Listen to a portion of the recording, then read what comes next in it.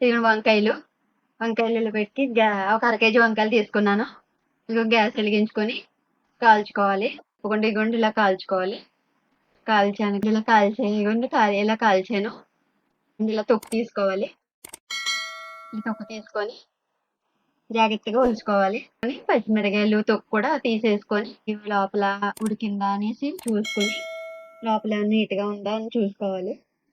సన్నంగా తరుక్కొని అవన్నీ ఒక అర టీ స్పూన్ పసుపు, సాల్ట్ వేస్తున్నాను. నిమ్మకాయ పులుసు అండి. ఒక పెద్ద నిమ్మకాయ పులుసు తీసాను. వేసుకొని ఇలా బాగా కలుపుకోవాలి. బాగా అన్ని కలిసేలాగా ఉల్లిపాయ ముక్కలు కూడా కొంచెం బాగా కలుపుకుంటూ పచ్చడి బాగుంటుందండి. మిక్సీ పట్టుకుంటే బాగా పేస్ట్ లాగా అయిపోయి మనకి రైస్ లోకి బాగోదు. అందుకని నేను సిద్ధం చేసుకున్నాను. ఇదిగోండి మీరు ఇప్పుడు